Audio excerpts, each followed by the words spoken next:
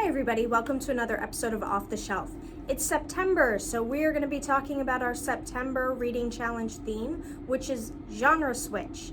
And that basically means read something outside of your regular genres. If you always read mystery, maybe pick up a fantasy or a horror.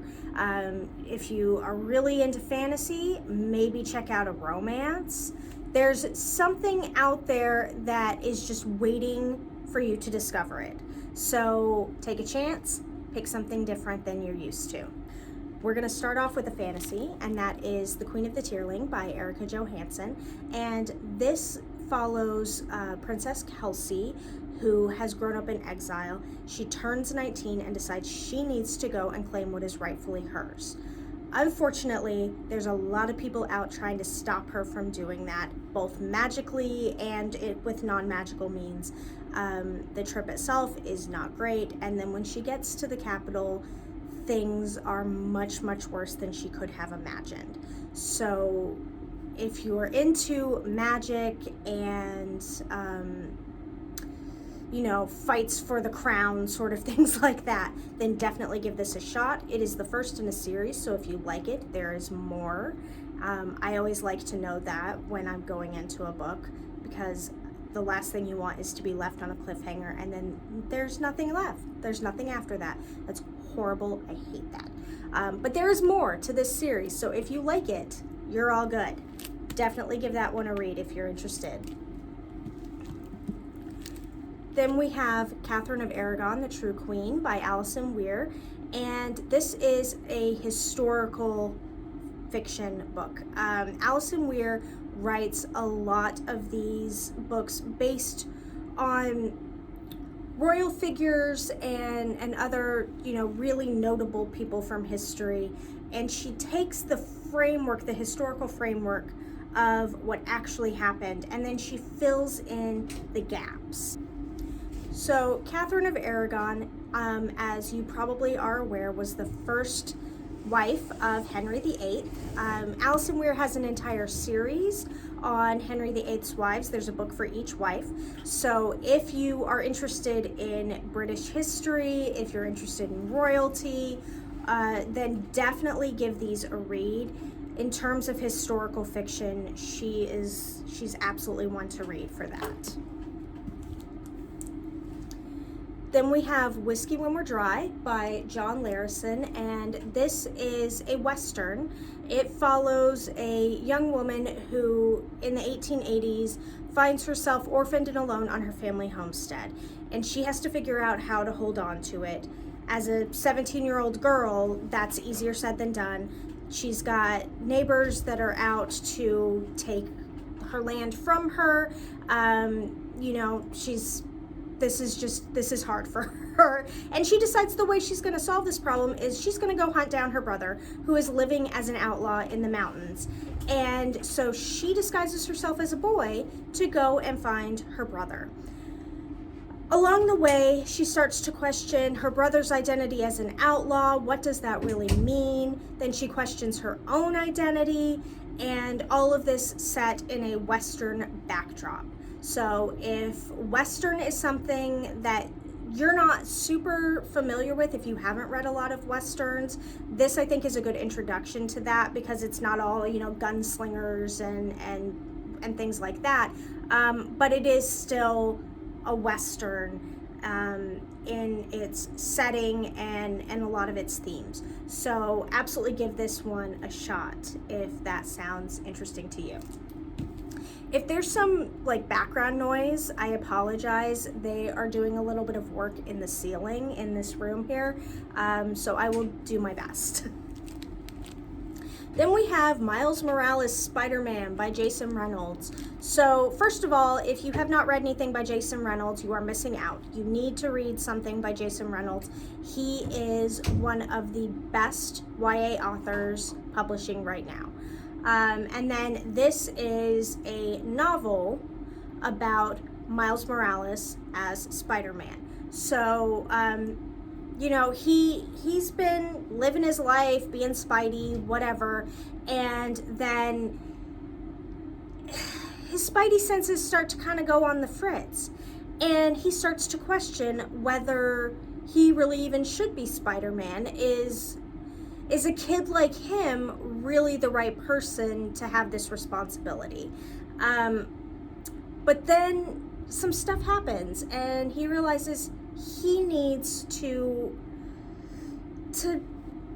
be Spider-Man, be the hero, and help save the day. So if you like superhero books, if you like sort of coming of age stuff, I absolutely recommend this one. If you watched Into the Spider-Verse and loved it, as I know a lot of people did, then you should read this one, because it gives you a little bit more just Miles Morales goodness. So check that one out. Then I have Arsenic and Adobo by Mia P. Manansala. And this is a mystery. I would say it's more of a cozy mystery.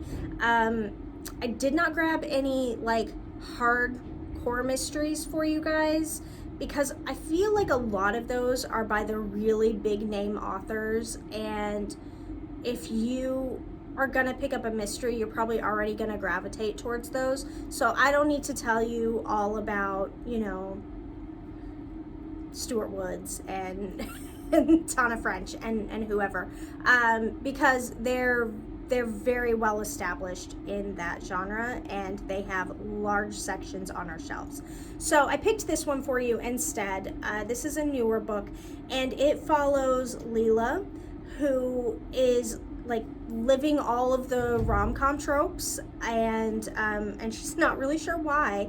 And then all of a sudden things take a nasty turn when her ex-boyfriend, who is a very harsh food critic, just drops dead not long after not evaluating, what's the word I'm looking for? Not evaluating, not criticizing, whatever. So he eats her food, and he's gonna write it all up, and then he drops dead. So she, of course, is the one and only suspect, and all of her meddling aunties have to help her track down who actually killed her ex-boyfriend. So absolutely, if you're looking for a fun like romp mystery, this is one for you. And then I have Bone Harvest by James Brogden, and this is a horror, if you could not tell. And this is a little bit of a psychological horror. The main character is suffering from early onset dementia, and her husband has died, her children are grown and moved away, her best friend killed her own abusive husband and is in jail. So she's really on her own. And then she's suffering from dementia, and she starts to see things. She starts to see shadowy figures at night. There's people appearing with dire warnings for her.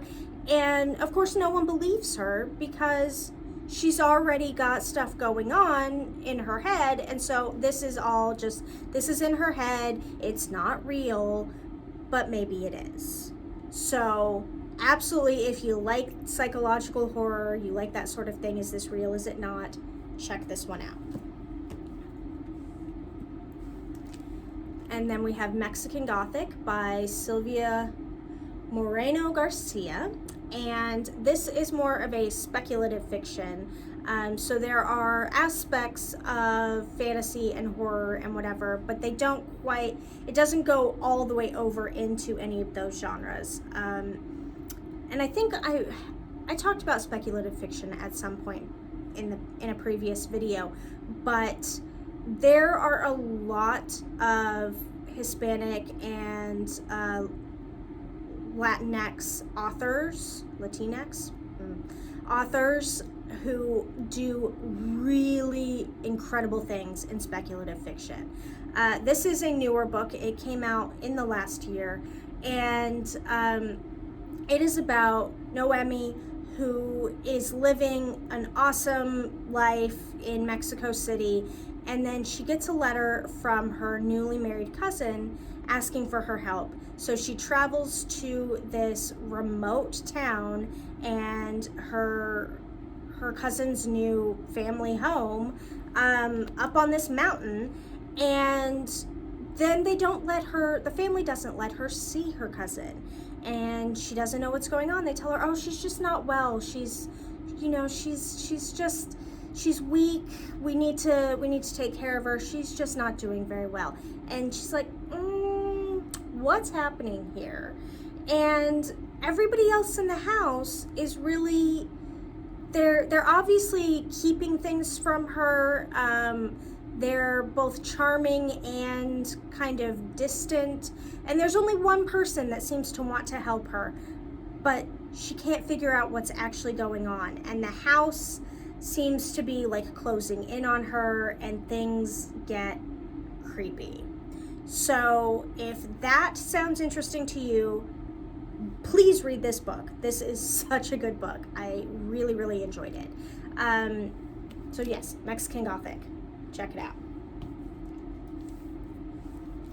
Then I have some sci-fi for you here. It's not like spaceship sci-fi. It's more like near future, things have gone a little too far with technology kind of sci-fi.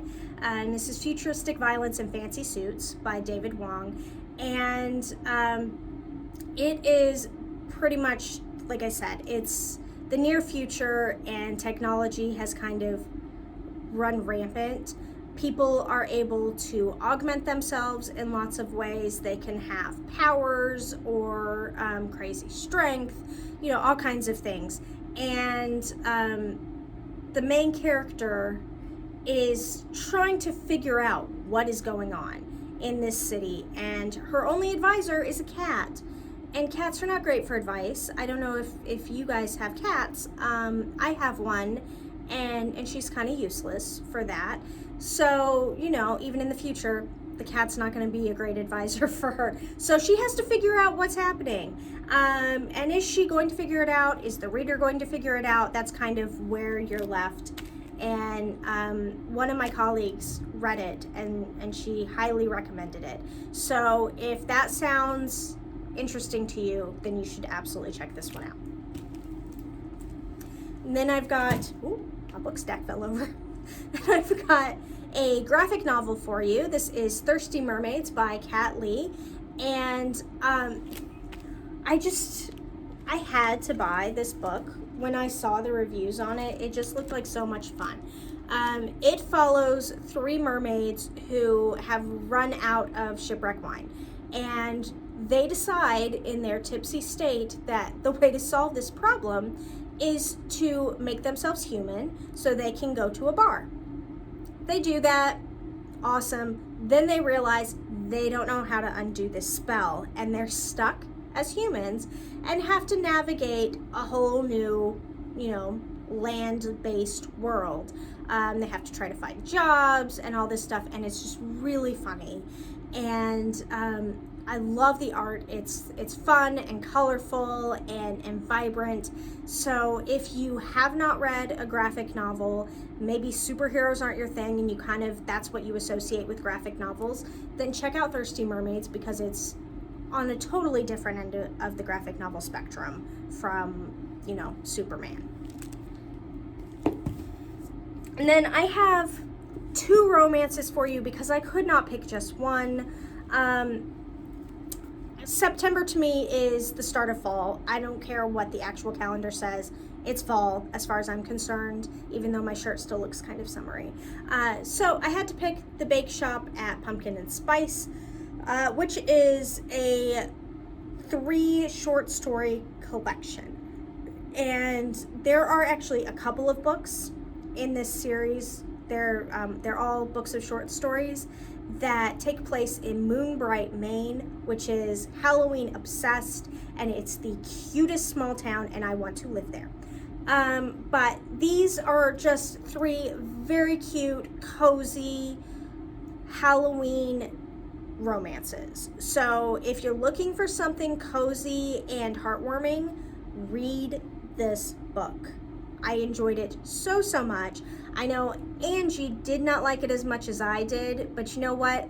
I feel like she doesn't have quite as much fall in her heart, right, as I do. So I'm gonna put her less than stellar review down to that. But if you love fall, if you're looking for something that's going to give you all the fall vibes, read this book. And then I have the Bromance Book Club by Lyssa K. Adams, and this is the first in the series. The series is so much fun. This particular book follows a pro baseball player whose marriage is on the rocks. His wife asks for a divorce, and he realizes that he needs to do something to save this relationship. And enter his friends, his friend group, who let him in on a little secret that they have a book club. And the book club reads romance novels and uses them to guide their relationships with women and with each other, because they figure if women are writing these books that other women enjoy so much, that they can learn something from them. I think that's a really fun concept. I don't imagine a lot of men in real life taking that on. I explained the premise to my husband, and he was like, "A woman wrote this, right?" I was like, yes, but I love it. It's great. So if you're looking for something fun and not always lighthearted, but definitely worth the emotions that you're going to have. Some books are not worth your emotions, let me just say. This one is, this whole series is. I absolutely recommend the Bromance Book Club. And then I've got one more for you. And I'm going to say this is a steampunk. There's a romance in this one too, but there's a lot more going on than just that. This is How to Marry a Werewolf by Gail Carriger. And she writes steampunk romance, found family sort of books. And there's a whole universe that this book is a part of, with multiple series. But you can read this one as a standalone. You're not going to be confused if this is the only book you read. But if you read the other ones, you're going to get a lot more out of it. Anyway, this takes place in I want to say it's the 1890s. An American woman has been disgraced, and her family decides the way to solve this is to ship her off to London and find her a werewolf to marry, because in London they do things differently and they won't mind whatever her disgrace, her disgraced past, especially the werewolves, they won't mind that. So her family's like, go away, go find yourself a werewolf. And she wants nothing to do with this. She's very scientifically minded. She collects specimens for geological research, and just, she arrives on the airship. They travel in dirigibles, and runs into this gentleman who turns out to be a werewolf. And she's like, yeah, I don't know about him. And then she realizes that her family has no intention of bringing her back to America if she doesn't succeed in this. And she really is not super set on the idea of marrying a werewolf just because her family says so. Of course, best laid plans. As with any romance, what she wants and what actually happens, those two things don't go together at all. And she ends up falling in love with a werewolf. But Gail Carriger is one of my favorite authors because she gives you all the warm fuzzies while making you laugh. And then the whole world is populated with werewolves and vampires and ghosts, and they're flying around in dirigibles, and it's just so much fun, but it also has so much heart. So I absolutely recommend giving one of her books a shot.